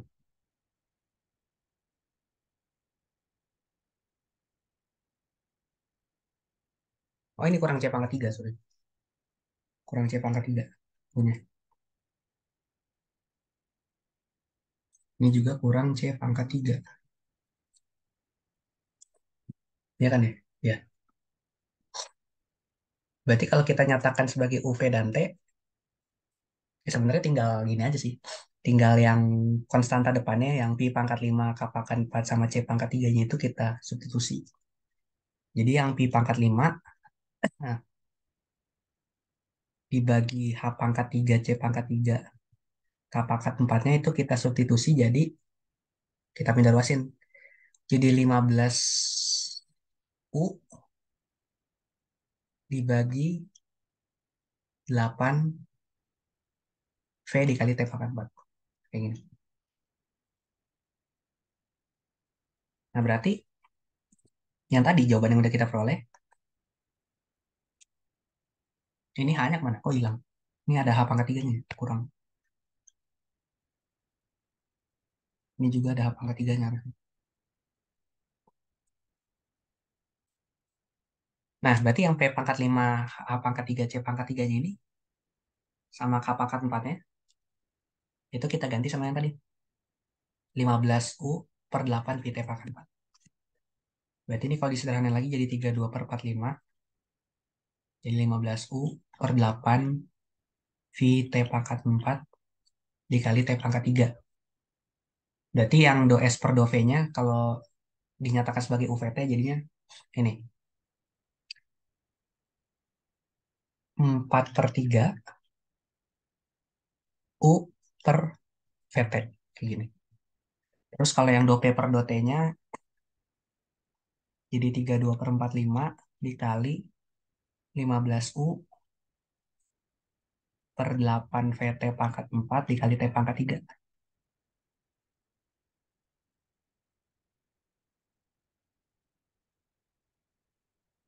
Do P per do T-nya jadi, oh jadi sama ya. Malah jadi sama dia. Yaitu 4/3 U per VT juga. Kayak gitu.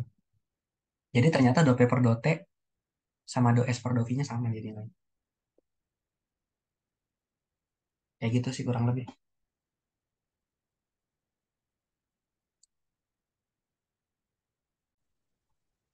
Kalau yang nomor 3 itu ini kan ya, udah masuk materi ensemble kanonik.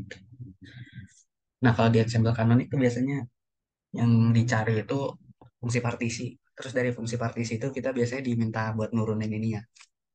Apa kayak variabel-variabel termodinamika kayak energi total, entropi, sama energi bebas Helmholtz, terus fungsi keadaan gitu. Nah di sini kalau yang di nomor 3 ini kita dikasih sistemnya ensemble kanonik, tapi partikel-partikelnya itu memenuhi statistik Fermi Dirac. Jadi bebas sebenarnya partikelnya bisa apa aja. bisa Maxwell Boltzmann, Fermi Dirac bisa, terus kayak gini, atau Bose-Einstein juga bisa gitu. Nah, cara nyari, kan tadi yang ditanya itu biasanya nyari itunya dulu ya, nyari apa? Nyari fungsi partisi. Cara nyari fungsi partisi gimana? Nah, cara nyari fungsi partisinya itu pakai ini, pakai distribusi makrostetnya biasanya. Nah, di sini kan kita dikasih tabel, disuruh ngisi tabel. Nah, tabelnya ini itu kita ditanyanya adalah konfigurasi eh, distribusi partikel pada status-status keadaan yang memenuhi si sistem tiga partikel Fermi-Dirac fermion lah. Nah, di sini dikasih tahu kalau si partikelnya itu tiga partikel fermionnya ini dia terdistribusi pada tingkat-tingkat energinya EJ. EJ-nya J dikali A dan J-nya itu bilangan bulat 0, 1, 2. Terus degenerasinya G0 maksudnya pada tingkat ke J sama dengan 0. Degenerasinya 2, tingkat J sama dengan 1, degenerasinya 2 juga. Terus di tingkat J sama dengan 2 degenerasinya G2 gitu ya. Itu juga 2. Nah, kalau kita dikasih tingkat energi sama degenerasi kayak gini, biasanya kita disuruh nyari distribusi makrostatnya kayak gimana aja. Kayak ngisi-ngisi partikel lagi gitu, kayak gimana. Kayak gitu. Nah, kalau kita udah bisa ngisi-ngisi partikelnya, baru nanti kita bisa nyari apa sih namanya? Fungsi partisi kanoniknya kayak gimana. Nah, cara ngisinya gini. Pertama kita bikin tabel dulu. Tabel pertama itu tingkat energi. Jadi kan ada E2, terus ada E1, terus ada E0. Terus satunya lagi, tabel kolom keduanya itu biasanya degenerasinya GJ. Berarti ada G2, ada G1, ada G0. G2-nya 2, G1-nya 2, G0-nya juga 2. Gitu ya. Terus E0, E1, E2-nya. E2-nya itu kan energinya itu EJ-nya memenuhi J dikali A. Berarti kalau E2 berarti 2 dikali A. Berarti E2-nya 2A, E1-nya itu A, E0-nya itu 0. Kayak gini. Nah, ini tingkat 2, 1, 0. Nah, ini kebalik sama aja sih sebenarnya. Mau nulisnya dari rendah ke tinggi, tingkat energi, atau dari tinggi ke rendah itu sama aja. Nah, terus habis itu, nah di sini ini jumlah partikel biasanya.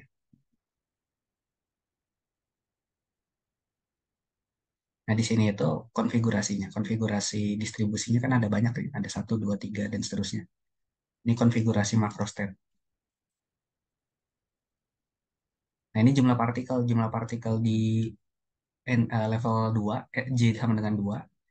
Jumlah partikel di level 1 N1, ketika J-nya sama dengan 1 sama N0. Jumlah partikel di keadaan dasar, NJ. Ya. Nah, di sini total partikelnya itu ada 3. Jadi sigma NJ-nya itu sama dengan 3. Jadi pas kita ngisi-ngisi keadaan ya, mau keadaan berapapun, pas kita totalin jumlah partikelnya nggak boleh lebih dari 3. Kayak gitu. Nah, terus yang di sini itu adalah U, energi total untuk masing-masing konfigurasi. Nah, di sini kita bikin, kalau statistiknya dia memenuhi Fermi-Dirac, ingat syarat utama dari statistik Fermi-Dirac itu partikel-partikelnya memenuhi larangan Pauli. Fermi-Dirac berarti memenuhi larangan Pauli. Larangan Pauli. Nah, kalau dia memenuhi larangan Pauli, artinya untuk satu level energi, itu jumlah partikelnya nggak boleh lebih besar daripada nggak boleh lebih besar daripada ini, nggak boleh lebih besar daripada jumlah keadaannya, ini nggak boleh. Jadi kalau misalkan di level 2 J sama dengan 2, kan dia degenerasinya itu adalah 2 ya, G2-nya itu sama dengan 2. Maka di level 2 ini nggak boleh jumlah partikelnya ada 3 gitu. Jadi nggak boleh tiga-tiganya ngumpul di level energi kedua. Nah, ini nggak boleh, tidak boleh. Nah, jadi cara kita ngisi-ngisinya bebas aja konfigurasinya mau gimana, kan nggak ada batasan buat energi total harus berapa gitu ya. Jadi bebas aja kita ngisinya. Tapi ingat jumlah jumlah total partikelnya itu ada tiga. Terus untuk satu level itu nggak boleh ada tiga partikel karena di sini degenerasinya maksimum dua semua. Nah, berarti misalkan konfigurasi pertama kan ada tiga partikel ya. Isi aja dulu satu satu satu, gitu ya. Satu satu satu. Satu partikel di level satu, ya satu partikel level nol. Satu partikel di level satu partikel di level 2. Berarti energi totalnya nol ditambah A ditambah dua a. Berarti energi totalnya jadi tiga a. Kayak gitu. Terus konfigurasi kedua, berarti gimana? Misalkan nol 2 1. Kayak gitu. Nol partikel di level ke nol, 2 partikel di level satu partikel di level 2. Berarti energi totalnya 2 dikali A, berarti dua a ditambah sama satu dikali dua a.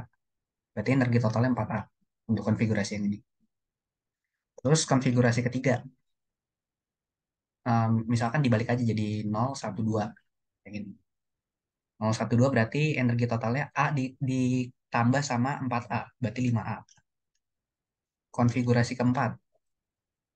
Konfigurasi keempat, energi totalnya gimana? Ya, misalkan konfigurasi keempat itu dua satu nol, dua satu nol.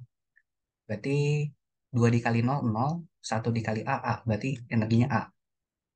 Konfigurasi kelima. Konfigurasi kelima misal dua nol satu, dua nol satu. Kalau dua nol satu berarti gimana? Kalau dua nol satu berarti dua partikel energinya nol, satu partikel energinya dua a. Berarti total energi dua a. Ada lagi nggak konfigurasinya? Satu satu satu udah, nol dua satu udah, nol satu dua udah, dua satu nol udah, dua nol satu udah. Ada lagi nggak kira-kira? Nol dua satu, dua satu nol, dua nol satu, nol satu dua, udah semua ya? Ya udah semua. Nah, bisa nggak ada partikel yang konfigurasinya 300 misalkan? Nggak bisa. Kenapa? Karena di sini degenerasinya maksimal itu 2. Jadi nggak boleh ada partikel yang konfigurasi 3 kayak gini. Gitu. Berarti ya udah cuma ada 6 konfigurasi di sini.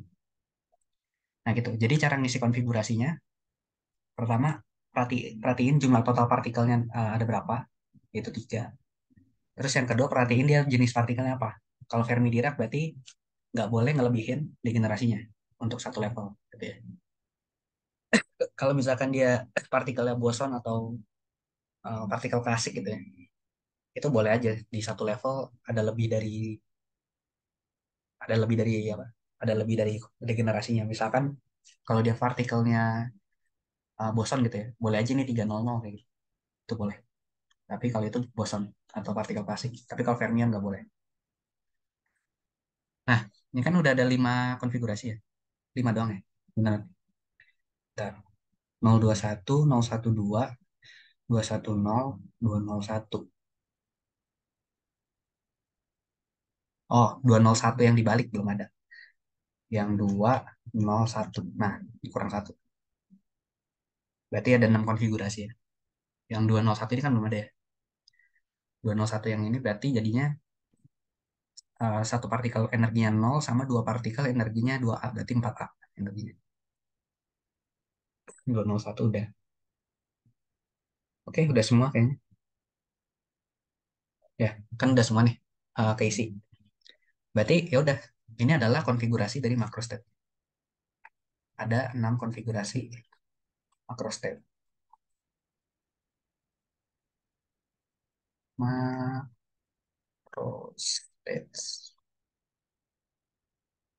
Nah, ini buat jawabannya A. Nah, dari konfigurasi makrostat ini baru nanti kita bisa nentuin fungsi partisi kanoniknya.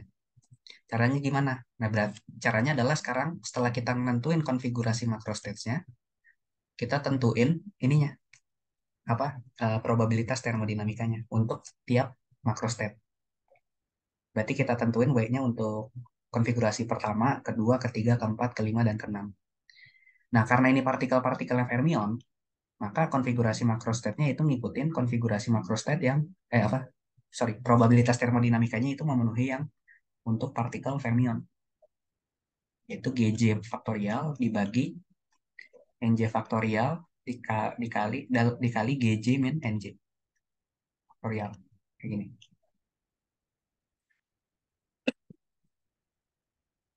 Nah, berarti ya udah tinggal kayak biasa kita kerjain untuk tiap makrostat gitu ya. Berarti ada 6 makrostat kan ya. Berarti kita kerjain untuk ke 6 konfigurasinya. Untuk konfigurasi pertama, berarti W1 gitu ya. Kan partikelnya itu ada di level energi berapa aja? Level 0, level 1, sama level 2. Berarti ini produk J-nya kita pecah. Jadi ada G0 faktorial, N0 faktorial, terus G0 min N0 faktorial, dikali G1 faktorial, dikali N1 faktorial, G1 min N1 faktorial, kali G2 faktorial, dibagi N2 faktorial, sorry, G2 min N2 faktorial. G2 min N2 faktorial. Nah, berarti ntar dapat probabilitas termodinamikanya untuk yang makro step pertama itu ya tinggal kita masukin aja. G0. G0 itu kan digenerasi untuk level ke 0. Berarti 2 ya. 2 faktorial, N0 jumlah partikel untuk level ke 0. Berarti ada berapa nih? Di konfigurasi pertama itu cuma ada satu ya. Berarti 1 faktorial kali 2 min 1 faktorial dikali G1 itu 2. N1 itu untuk konfigurasi pertama cuma satu. Berarti 1 faktorial, 2 min 1 faktorial. Terus G2. G2 itu 2, N2 itu 1.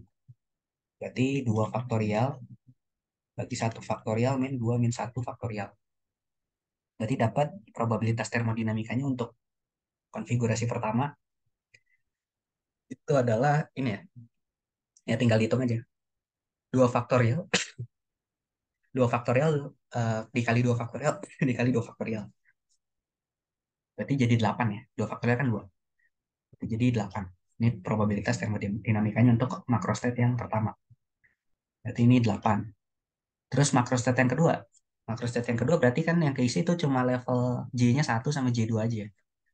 Berarti untuk makrostat kedua itu cuma ada G1 faktorial, N1 faktorial G1 min N1 dikali G2 faktorial dibagi N2 faktorial G2 min N2 faktorial.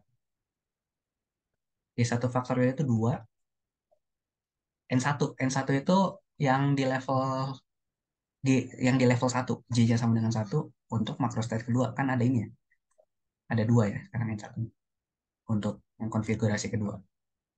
Berarti jadi 2 faktorial, 2 min 2 faktorial. G2-nya 2 faktorial, N2-nya itu 1. Berarti 1 faktorial, 2 min 1 faktorial. Jadinya berapa nih? 2 dibagi 2. 1 dikali 2. Berarti jadi 2 ya hasilnya. Ini peluang termodinamika untuk makrostat kedua. Untuk makrostat ketiga, sama kita hitung lagi. Makrostat ketiga, kalau kita lihat sama makrostat yang kedua itu sama aja kan.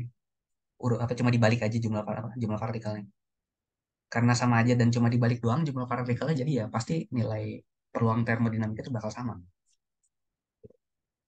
Sama-sama 2.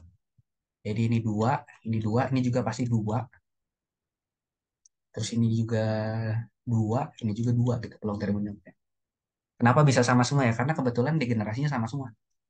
Degenerasinya kan 2 semua ya. Jadi kayak cuma dibalik-balik aja urutan perkaliannya. Tapi ya hasilnya bakal sama semua. Keempat, terus kelima, keenam, itu W-nya sama dengan 2 semua. Ya kan ya? Kalau nggak percaya kita buktiin aja nih yang ketiga. Yang ketiga, yang ketiga itu kan berarti ini ya. Yang ketiga itu kan yang terisi cuma level 1 sama 2, ya kan ya? Berarti G1 faktorial dibagi N1 faktorial, G1 min N1 faktorial, kali G2 faktorial dibagi N2 faktorial, G2 min N2 faktorial. Nah, G1 faktorial itu kan 2, 2 faktorial kan ya. Nah, N1-nya untuk makrostat yang ketiga itu nilainya 1. Berarti kalau kita tulis jadi 1 faktorial, 2 min 1 faktorial. Terus G2 itu kan 2, gitu ya. Sementara N2-nya untuk makrostat yang ketiga, itu nilainya 2. Berarti kalau kita masukin, nilainya jadi 2 faktorial, 2 min 2 faktorial. Nah ini kan sama aja, sama ini kan ya. Cuma dibalik aja. Jadi sukunya ya kebalik ketukar aja depan belakang. Tapi kan perkalian jadi hasilnya bakal sama. Jadi sama-sama 2. Gitu. Ya jadi probabilitas termodinamika kayak gini. Untuk yang makrostat pertama dia 8, sisanya itu 2 semua. Karena persebaran partikelnya sama semua kayak gitu. Antara 021, tinggal 021-nya dibalik-balik. Kayak gitu ya. Nah, itu buat nyari peluang termodinamikanya. Nah, terus yang C, tuliskan cara lengkap fungsi partisi kanonik. Nah, fungsi partisi kanonik gitu ya. Itu secara umum dia memenuhi kayak gini. Sigma WI, sorry bukan WI, WI kecil gitu ya. Sigma WI dikali E pangkat minus UI per KT. Nah, I-nya ini apa? I-nya ini adalah makrostat. Nyatakan makrostat. Makrostat ke berapa gitu? Makrostat ke I gitu. Jadi ini sama buat nyari fungsi partisinya itu sama aja kayak tadi.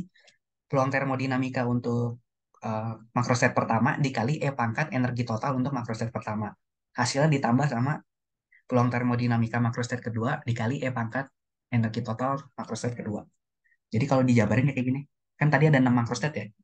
Karena ada 6 makrostat berarti W1 E pangkat minus U1 per KT ditambah W2 dikali E pangkat minus U2 per KT ditambah W3 dikali E minus pangkat U3 per KT dan seterusnya sampai W6 gitu ya. W6 dikali E pangkat minus U6 per KT kayak gitu. Nah, tadi kan kita udah ngitung masing-masing W1, W2, W3 sampai W6-nya. Terus U1, U2, U3, U6 sampai U6 juga kita udah hitung. Tinggal kita masukin aja. W1 kan 8 ya. Terus U1 itu 3A. Berarti 8 E pangkat minus 3A per KT. 3A per KT ditambah W2. W2 itu 2. U2 itu 4A. Berarti 2 dikali E pangkat minus 4A per KT. Ditambah W3. W3 itu 2, U3 itu 5A. 2 E pangkat minus 5A per KT. Ditambah W4 itu 2, U4 itu 2. 2A gitu ya. Sorry. U4 itu A doang. Sorry. Berarti 2 dikali E pangkat minus A per KT. Tambah untuk makrostat kelima W-nya 2, U-nya 2A. Berarti 2 E pangkat minus 2A per KT. Ditambah makrostat yang terakhir yang keenam, W-nya itu 2, terus energinya U-nya itu 4A. Berarti 2 E pangkat minus 4A per KT. Nah, ini kan yang E-nya pangkat minus 4A gitu ada 2 ya. Tinggal kita jumlahin, bisa kita jumlahin yang pangkatnya sama. Berarti ntar Z-nya kalau ditulis ulang, dia jadi kayak gini. Misalkan kita tulis dari yang pangkatnya paling kecil. 2 E pangkat minus A per KT ditambah 2 E pangkat minus 2A per KT ditambah 8 E pangkat minus 3A per KT tambah 4 E pangkat minus 4A per KT ditambah 2 E pangkat minus 5A per KT. Nah, ini fungsi partisi totalnya untuk si sistem ini, yang ensemble kanonik yang ini. Kayak gitu ya. Kalau bisa disederhanain lebih jauh ya mendingan disederhanain sih. Tapi kalau misalkan emang udah nggak bisa ya udah nggak apa-apa. Tulis aja kayak gini. Nah, terus yang terakhir, gunakan fungsi partisi tersebut untuk menghitung energi rata-rata sistem pada suhu 1000 Kelvin jika nilai tetapan-tetapannya diketahui. Oke. Nah, pertama buat ngitung energi rata-rata atau energi total rata-rata gitu ya. Itu kita harus cari tahu dulu apa hubungannya fungsi partisi sama energi rata-rata. kalau untuk pada sistem ensemble kanonik, energi rata-ratanya, energi rata-rata itu dia punya hubungan sama fungsi partisinya itu adalah pakai persamaan ini. Kt kuadrat do ln z per do t gitu ya. Jadi kt kuadrat dikali turunan parsial ln dari fungsi partisi terhadap t gitu ya. Terhadap temperatur. Nah, tadi kan kita punya fungsi partisinya itu panjang ini kan ya. Fungsi partisi itu panjang ini. Nah, ini bisa kita singkat. Bisa kita singkat jadi kayak gini. Kalau kita pecah turunan turunan ln ini, turunan ln itu bisa dipecah jadi kayak gini. Kt kuadrat 1/z do z per do t kayak gitu. Jadi tinggal z-nya aja kita turunin terhadap t terus hasilnya dikali sama 1/z. Nah, tadi kan z-nya itu ya yang panjang ini ya. Berarti kalau kita turunin 2z per do t itu sama aja kayak kita nurunin ini terhadap t. Nah, ini kalau kita turunin terhadap t, turunannya jadi kayak gini. Minus 2a per k, tunggu, minus 2a per k, t pangkat min 1 diturunin jadi min 1, t pangkat min 2, e pangkat minus a per kt, ditambah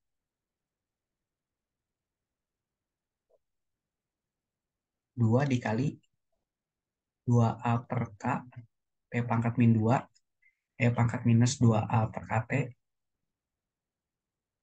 ditambah lagi 8 kali 3a per k, e pangkat min 2, e pangkat minus 2a per kt, ditambah 4 dikali 4a per k, p pangkat min 2, e pangkat minus 4a per kt, ditambah 2 dikali 5a per k, e pangkat minus 5a per kt dikali t pangkat min 2. Panjang juga ya.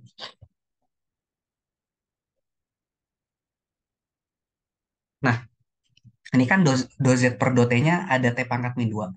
Tapi pas kita pengen nyari u, do z per do t kan dikali lagi sama t kuadrat. Jadi ini t pangkat min 2-nya habis semua pasti. Jadi nanti u-nya itu tinggal sisa ini aja.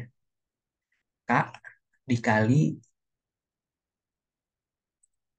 2a per k, e pangkat minus a per kt, tambah 4a per k, e pangkat minus 2a per kt, tambah 24a per k, 24a per k, e pangkat minus berapa tuh? 2a per kt ya. 2a per kt, 2 atau 3? Ini 3 ya harus. 3. Berarti ini 3. Ditambah 16a per k, e pangkat minus 4a per kt, ditambah 10a per k, e pangkat minus 5a per kt. Dibagi lagi sama ini. Dibagi lagi sama z-nya. Berarti dibagi lagi sama yaitu depannya tadi 2e pangkat minus a per kt ditambah terus 2e pangkat minus 2a per kt tambah 8 e pangkat minus 3a per kt tambah 4 e pangkat minus 4a per kt tambah 2 e pangkat minus 5a per kt. Kayak gini. Nah, ini kan ada k-nya ya. Berarti k yang di sini tuh bisa ngehilangin k apa seperka-seperka yang ada di dalamnya.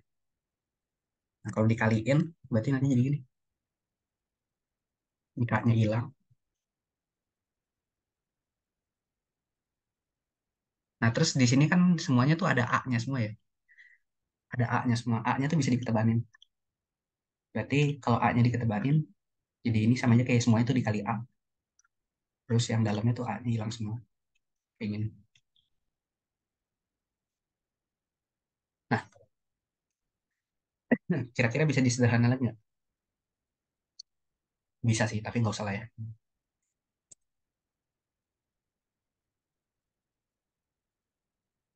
Ya, kayak gitu kurang lebih. Jadi endingnya kita punya persamaan ini. Energi dalamnya tuh bentuknya masih dalam perkalian, masih dalam penjumlahan si fungsi partisinya gitu. Lebih bagus lagi sebenarnya nanti dituliskan dalam bentuk sigma gitu ya, dalam bentuk deret. Jadi A dikali sigma apa atasnya, bawahnya dibagi sigma apa gitu. Bagusnya ditulis kayak gini. Tapi ya kalau nggak mau disederhanain ya sebenarnya kayak gini juga nggak apa-apa. Kayak gitu. Nah ini energi dalamnya. Atau energi rata-rata dari si sistem ensemble kanonik tadi. Nah terus ditanya, kalau misalkan diketahui nilai A dan K-nya dan temperaturnya 1000 Kelvin gitu ya, berapa nilai, berapa hasilnya? Ya berarti tinggal dimasukin angka aja sebenarnya. Masukin A-nya sekian, K-nya sekian, dan T-nya sekian, nanti masukin ke sini terus hitung. Nanti dapat nilai angkanya. Kurang lebih kayak gitu.